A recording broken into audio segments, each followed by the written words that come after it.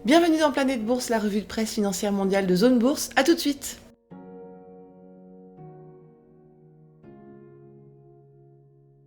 Et on commence avec l'Asie. Les relations se détériorent entre l'Inde et la Chine. Le gouvernement indien a interdit 43 nouvelles applications chinoises, dont AliExpress, un site d'e-commerce d'Alibaba, une mesure censée protéger la souveraineté et l'intégrité de l'Inde.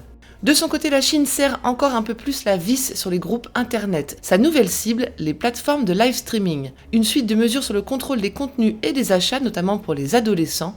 Encore un coup dur pour Joy, la plateforme de diffusion sur le point d'être achetée par Baidu. JD Health, la branche santé et pharmacie du groupe chinois JD.com, prévoit de lever 4 milliards de dollars lors de son entrée en bourse à Hong Kong le mois prochain et d'ainsi augmenter sa valeur à 28,5 milliards de dollars, à lire dans le Financial Times. Foxconn investit 270 millions de dollars au Vietnam. Nikkei Asia dévoile que le groupe électronique taïwanais tente de tirer parti du nouveau partenariat économique asiatique dont il ne fait pas partie et de réduire ainsi sa dépendance à la production chinoise. Philippine Airlines veut tenir par tous les moyens. La compagnie qui va supprimer un tiers de ses effectifs cherche à restituer une vingtaine des avions qu'elle loue et à lever 505 millions de dollars. Et enfin, le Népal rouvre les chemins de l'Everest après 7 mois d'arrêt. Selon Bloomberg, pas moins de 100 000 Sherpas dépendent des revenus de l'alpinisme. En Europe, Tullow Oil investit l'Afrique de l'Ouest. La pétrolière britannique en difficulté déclare que 90% de ses futures dépenses d'investissement se feront dans cette région, notamment au Ghana. La compagnie envisage de générer 7 milliards de dollars de liquidités dans les 10 ans à venir. Et G4S continue de se battre contre les offres publiques d'achat hostiles. La plus grande société de sécurité du monde a rejeté une offre de l'américain Allied Universal Security Services après celle de GardaWorld, son rival canadien. Enel va investir massivement dans l'éolien et le solaire. L'entreprise italienne veut tripler sa production d'énergie renouvelable avec un plan d'investissement global de 160 milliards d'euros sur 10 ans.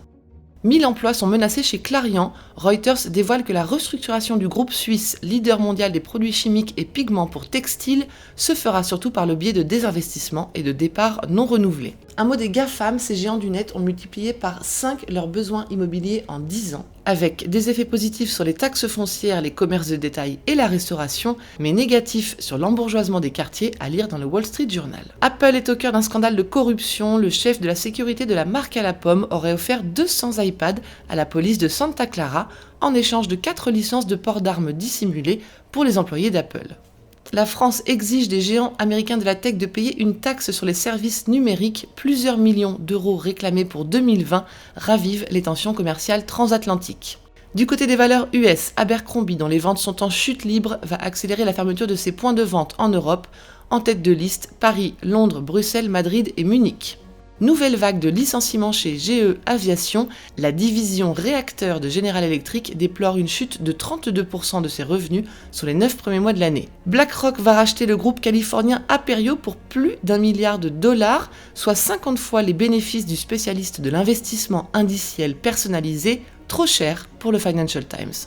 Les émergents seront-ils les gagnants de l'après-Covid ? Les espoirs fondés sur les vaccins poussent les investisseurs vers les actifs risqués, et les montants des fonds des marchés émergents atteignent un niveau record. L'Inde, la Corée du Sud et le Mexique en sont les premiers destinataires. Voilà ce qu'il fallait lire aujourd'hui sur les unes du monde. À demain.